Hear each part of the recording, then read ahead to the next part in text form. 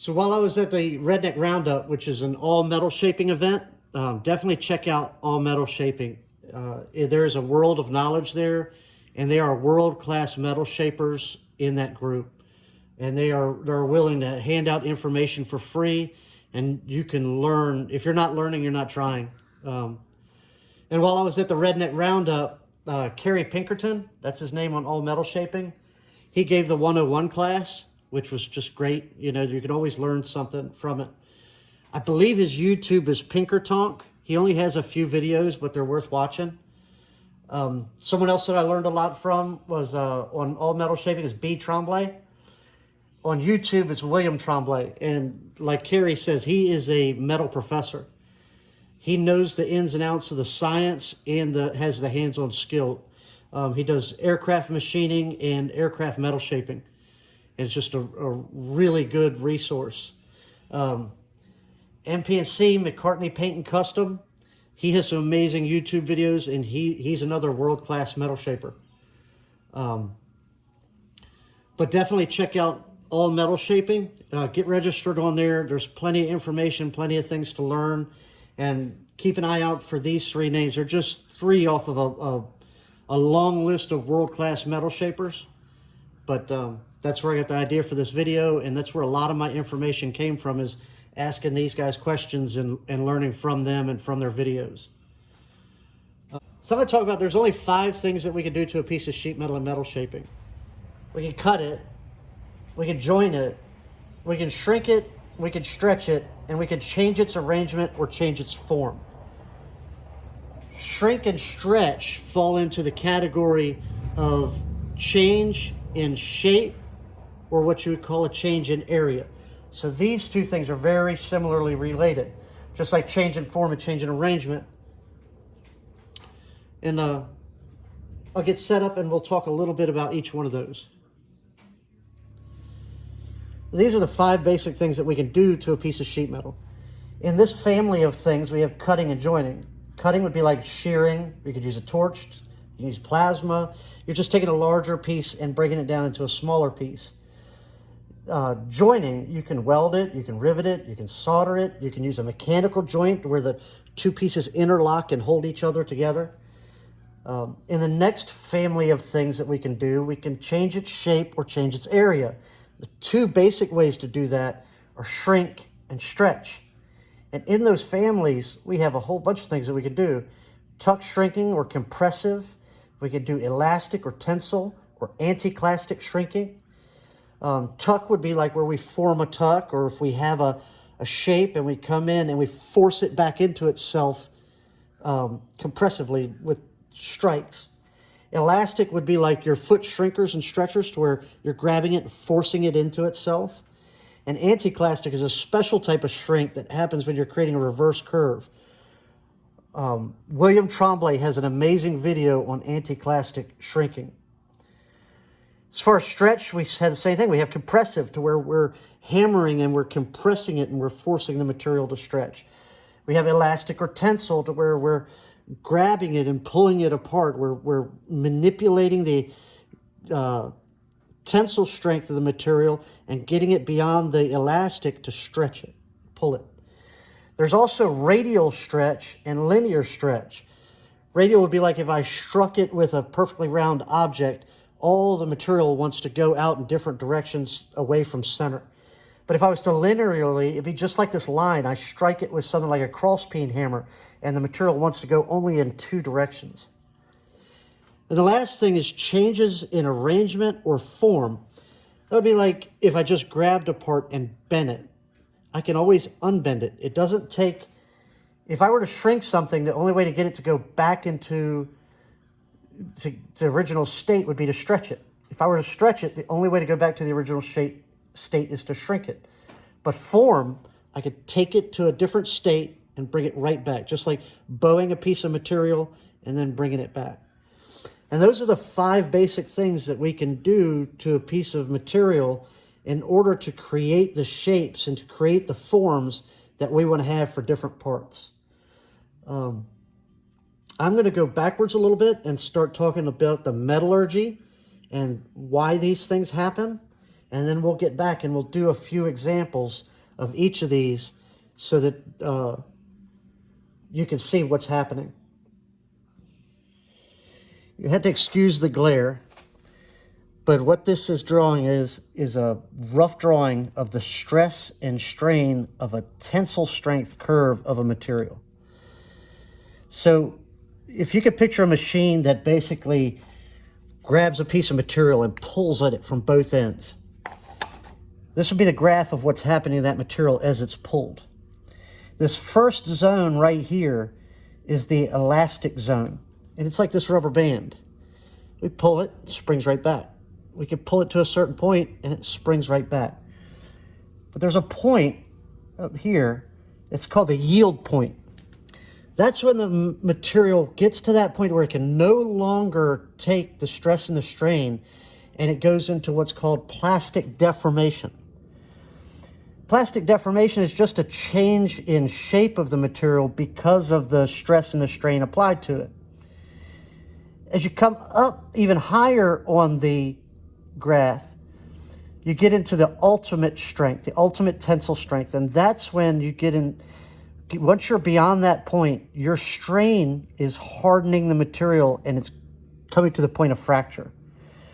The reason this is important is what we're doing in metal shaping is we want to go beyond the elastic point into this plastic deformation state, but not get into where we're strain hardening and fracturing the material. So this plays there's an important role here for the materials that we choose and the state that material is in when we purchase it. For aluminum, for example, there are so many different grades of aluminum, and this curve and the amount of stress and things that we can put into it are different for each type. And there are different states that the aluminum is in, whether it's annealed or whether it's already hardened and things like that. So a little bit of understanding of this curve is kind of important to metal shaping. And once again, we had the elastic state in the beginning to where things will go right back to where they were. And beyond that, at the yield point, we get into the plastic state. And the plastic state comes up just about to where the ultimate strength of that material is. And beyond that, we got strain, hardening, and fracture. So we're going to step over now and talk a little bit about the different materials that a lot of metal shapers use. This isn't a limiting list of materials that you have to use it, but it's just materials that are designed with a better plastic region, or they draw better and things like that before they reach that ultimate strength and that fracturing point.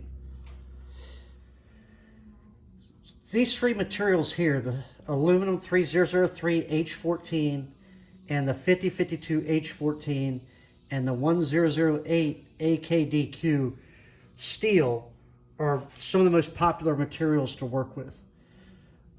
There are a world of materials out there, like for instance 6061T6.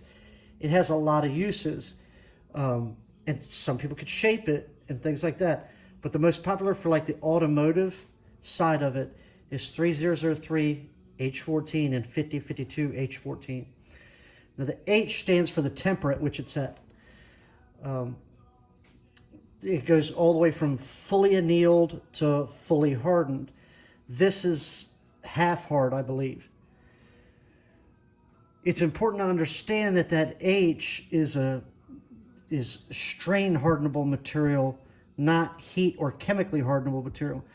With 6061T6, it denotes that its temper is derived by either artificially chemically aging it or a heat treatment process, to where the H denotes that it's a strain hardening alloy of aluminum. As far as the steel, the 1008 AKDQ, 1008 is a family of material. The AKDQ stands for aluminum killed drawing quality. And it's a special alloy that they have come up with that a lot of the car bodies and stuff are made out of, and you can draw it and change its shape more before you get to that hardened and cracking state. It's got a much better elasticity and a plastic state because of the alloy that it is. But those are just general materials. There's a long list of other materials that you can work with. But for the automotive stuff, these three are generally a lot what is used out there. One of the things that Kerry stresses in his one-on-one talk is metal flows under pressure. A lot of times we think of metal as being just a solid, like it's one homogeneous thing. But it's actually built up of crystals, little layers of crystals that are all joined together. And that's what gives it its strength, but it also gives it its ductility and everything. Those crystals can move and change and realign themselves to create different shapes and different forms. And if you apply enough pressure, you can get those crystals to flow and stretch and take new organizations. So, for instance, if we applied a force directly here and we had this material supported, that strike is going to cause a thinning of the material, and that material is going to flow out of it in the path of least resistance. When it flows, the material is always going to flow in the path of least resistance. And we can manipulate that in order to create some of the shape change that we need. For instance, tuck shrinking. Tuck shrinking is a good example. We form a tuck. We lock the ends. This is locked against a dolly or a table or what have you. And our force causes the material to flow back into this neighboring material, causing it to grow thicker and to shrink the part.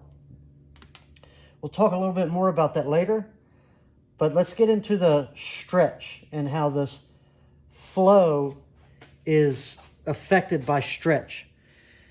There are different types of stretch, radial and linear, and different shapes that the stretch can occur in.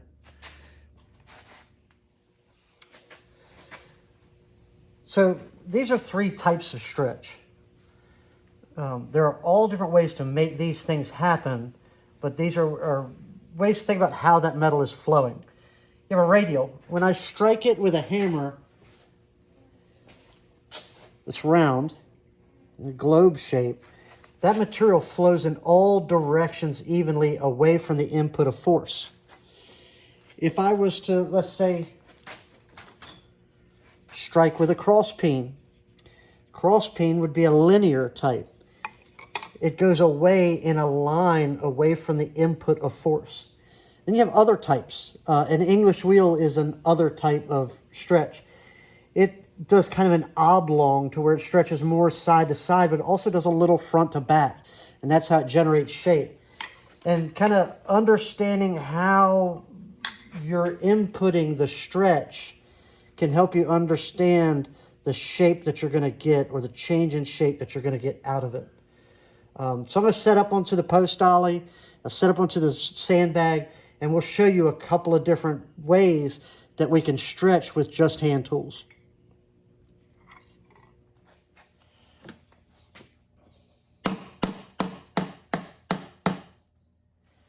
That little bit has done nothing because I was not able to exceed that elasticity of the material. As you can see, I have a domed hammer, and I'm going to strike it. I have a leather shot bag underneath here, which if you have a shot bag or a sandbag, use a piece of sacrificial leather on top of it, and the bag will last you a lifetime. So there it is. I have exceeded that elastic, gone through the yield, and now I'm in the plastic zone of that material. And that domed shape of the hammerhead has given me radial stretch. It is stretched in all directions away from it. So now, this is a change in area of the material. I've actually grown, I've stretched the material. It's changing shape or changing area. The only way to get that out of it is if I shrink it out. And it can be done, and I'll set up the post dolly and show you. So when I struck it from the other side, from this side, I caused material to go out in all directions from the center of that strike. And that stretched that material in that area. So what we can do is, this technique's called the donut dolly. I have captured that material now. It has resistance to wanting to flow. So I could take a high crown hammer like this, and if I strike it correctly, I can get that material to flow back into itself. So now we can take another hammer and we can work it back.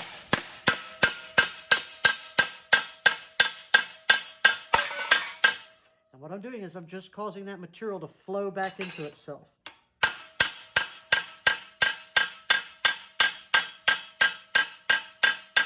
I'm working it in. You can see my hammer strikes working it in. And I have removed that stretch by shrinking. So instead of my radial stretch moving material outward in all directions, what I did is I captured it, I prevented its ability to flow, and I forced it back into itself. And that's a different type of shrink. It's a donut dolly shrinking. McCartney Paint and Custom has an amazing video showing donut dolly shrinking and an application that he did to repair a part. Since we're here at the post dolly, we could show you compressive linear stretch. So now I have a cross peen hammer here, and what we're going to do is we're just going to strike it to the point where we're overcoming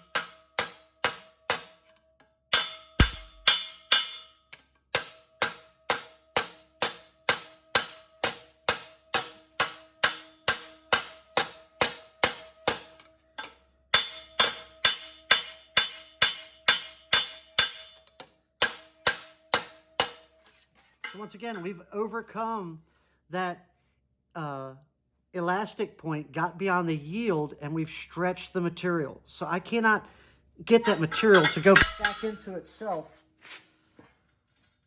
because of that stretch.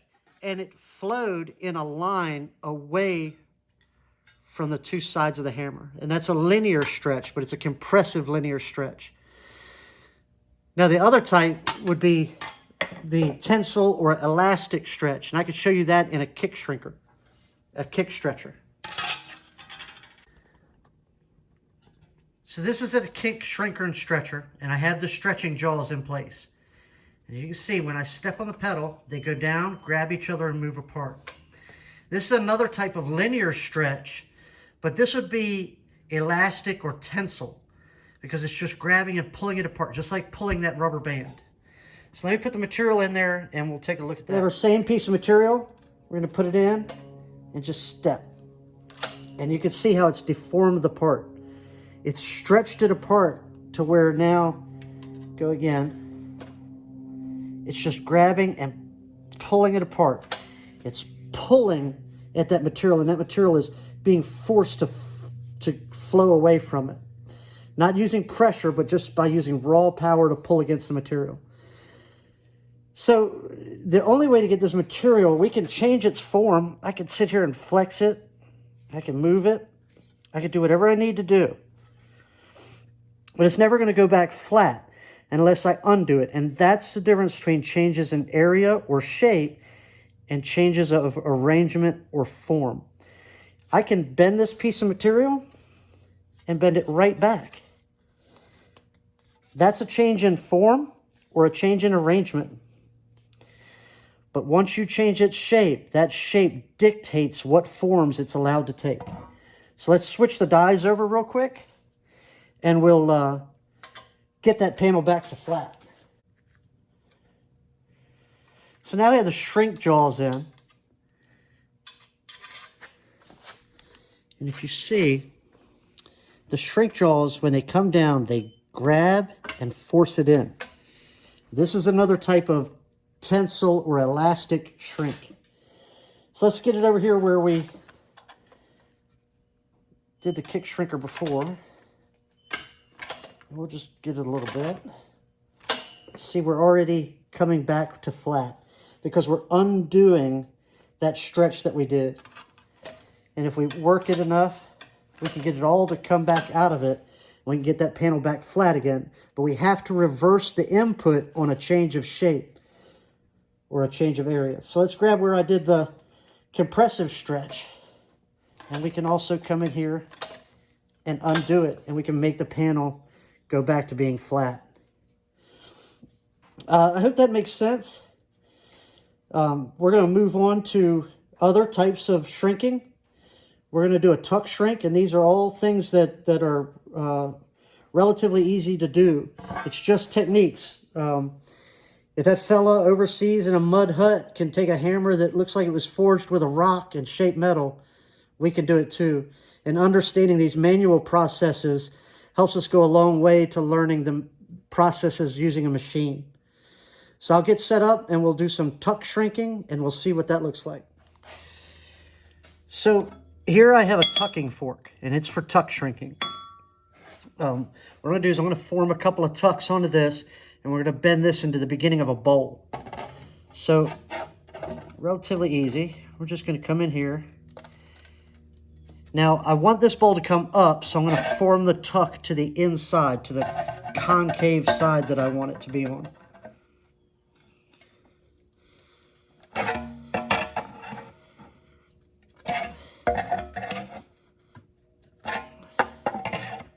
So there we go. That's a nice tuck right there. Let me form another one right here.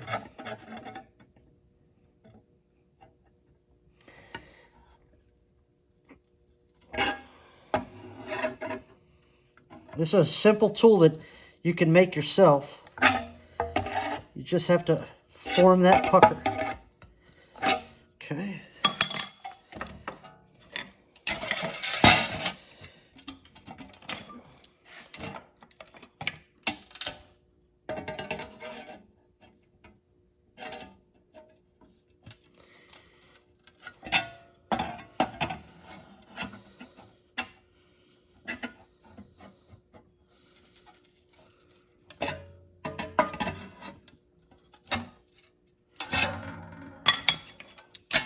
So there we are.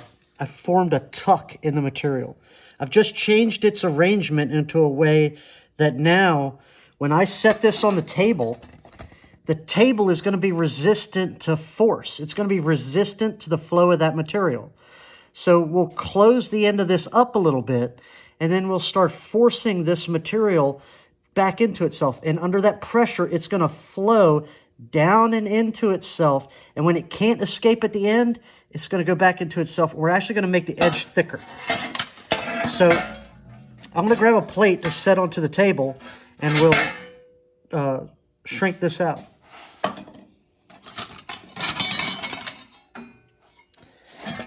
If I left these holes, what would happen is my part would flow into those holes instead of flowing into itself. So now there are two schools of thought. One, we work this edge down and into itself.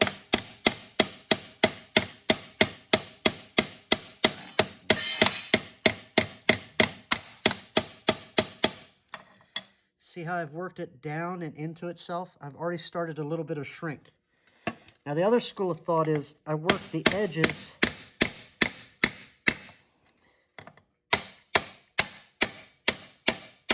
and I compress the neck like this.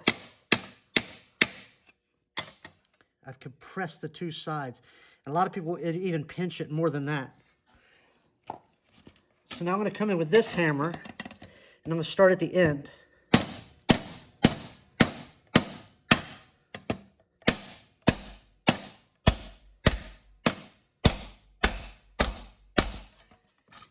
And I flowed that material into itself, and it's pulling and making it thicker at this edge.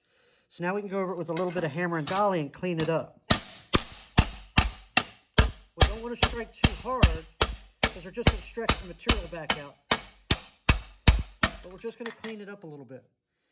Now if you've done it right, it should have a little bit of heat in there. So let's do another one.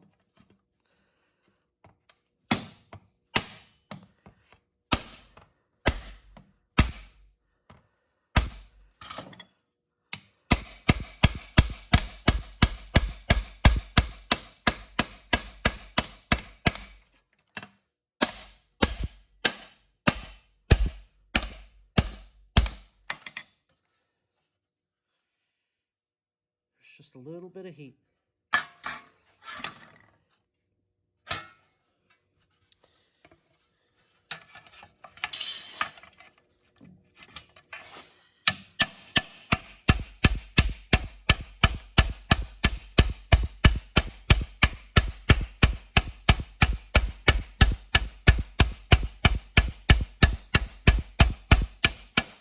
thing you want to watch out for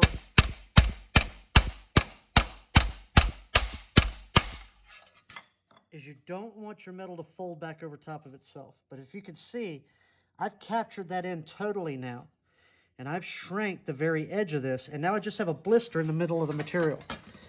We come in and force that down and back into itself.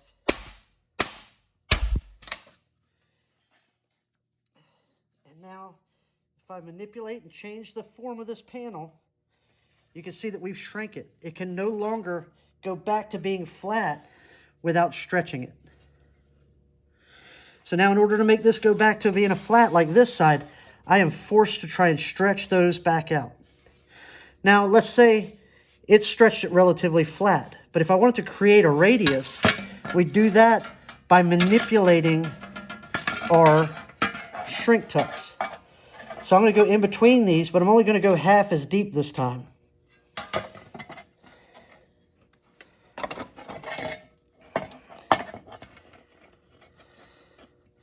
Tucks can also be formed in something as simple as a stump.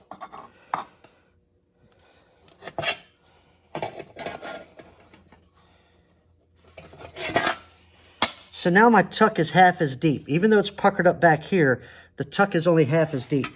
So let me close the end of it.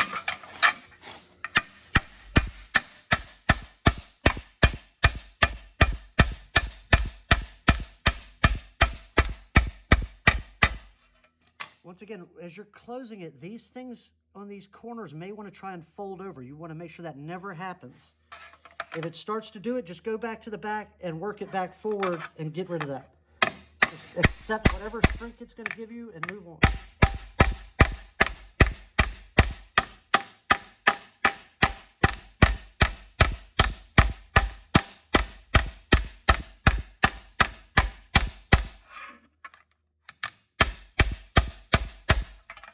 So now come back here.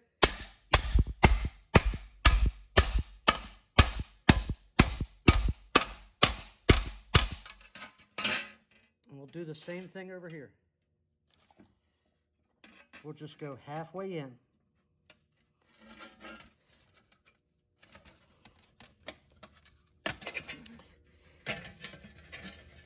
When you're creating radiuses and things like that, there's always more work to be done at the edge than there is on the inside. And that's why our second pass of shrinks is closer to the edge, because there's more work to be done there.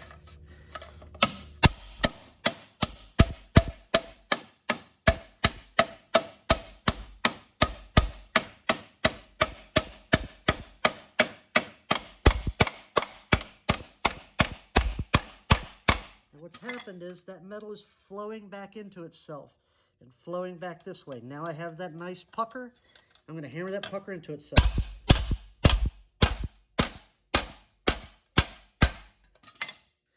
As you can see, we've gone from being a flat look to now it has a two-step radius to it. It's kind of difficult to see with the camera. And if we were to do another set of those halves and then come in and go in between and do a little bit more, we can create a nice radius this way. But you can see how shrink has affected this panel. And it was all done with a hammer and a simple fork. So the Pullmax does this in the exact same way, just using a die. So this is a set of Fulton shrinking dies, thumbnail shrinking dies. And you can see what happens when you push the material through it, it forms a tuck. And then as you pull it out, it hammers that tuck out of it. The same exact process that we've done here. In the same respect, the machine can also do linear stretch. That's just a cross-peen hammer, and it can do linear stretch. But by understanding these hands-on, these processes by hand, you can understand the machine better.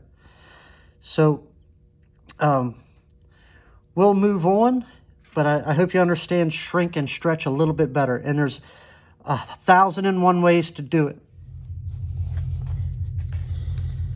So understanding that metal flows under pressure, this is how shrinking basically works. This represents a tuck, a newly formed tuck. And when we hammer and close the end, what we're doing is we're taking this end and we're forcing it, flowing it back into itself. Like this. Some of it's going to go like this, and so on and so forth. So that material is now nested in there because this area here was captured against the table, and it was not allowed to flow past that point. And same here. This is the tuck after we've closed off this area. We've already shrank this back into itself. We flowed it in.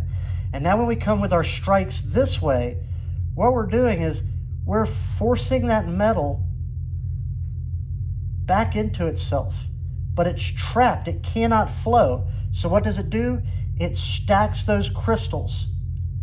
It stacks those crystals on top of each other and flows those crystals and makes the material thicker. And when we work it all the way out, we've shrank the material. Now I've cleaned this up in the English wheel a little bit, but this is where we form those tuck shrinks. And as you can see, no amount of flexing will put that form back to being flat. That's because we've made that edge thicker by tuck shrinking it. And this is a good example of how shape defines form. I could bend this into a taco. See, like that. I can straighten it back out. That would be a change in form or a change of arrangement. And I could do the same thing. I can go the other way and I can flex it that way, and the material is still supple. And that's important because we haven't reached that fatigue limit of that material. We haven't gone that far in the tensile. And we could just bend it and make it come back around. And those are changes of form or changes of arrangement, but that shape locks it into it limits the forms that it can take. And by using shrinking and using stretching together, we can change the shape of the panels and change the arrangements and create our parts. If I was to continue making this into a bowl, I would come in here and I would start stretching this center, and I would shrink all the way around this edge, and we could create a really nice, completely domed bowl. But I hope you understand how that works. This is that metal under pressure is flowing, and those crystals are moving as they go and realigning themselves and creating new combinations, whether you're shrinking or you're stretching. And those are the two basic things that we can do to change shape or change the area of a panel to create whatever we need to create. To recap a little bit, metal flows under pressure. To change its shape or its area, we must shrink or stretch. To change its arrangement or form, we just bend it, twist it, bow it, whatever we need to do. And that shape or area locks it in to whatever forms. It's the limiting factor on what forms that we can take. And a change in arrangement or form is undone by just undoing whatever change in form you've applied. But to undo a change in shape, we must do the opposite. If we've shrank it, we must stretch it. If we've stretched it, we must shrink it. And that's the only way to get it to go back. But a change in form, we just untwist it, we unbow it, we unbend it, whatever we need to do.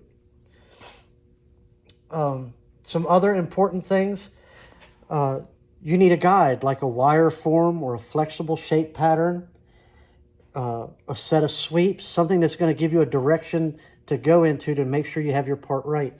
But I think we'll go into that on another video. Also, a really important thing, both McCartney Paint and Custom and William Trombley talk about. When you have a part that's close and it's right in shape and it's really close in arrangement, and you go to put it on your buck or your form or up against your car, it's okay to have one clamp, but no more than 2. Because when you clamp it with a bunch of clamps, you can artificially change its arrangement and you can pull it in ways that it's not meant to be pulled. And when you go to join these things, welding, soldering, so forth, you want no stress in that joint. So you want things to fit absolutely perfectly. McCartney Paint and Custom told me one time, you know you have your part right when you can throw it at the buck from across the room and it just lands on it perfect. But I think we'll end there, and I hope you learned something, and I hope this is a step in the right direction. Thank you.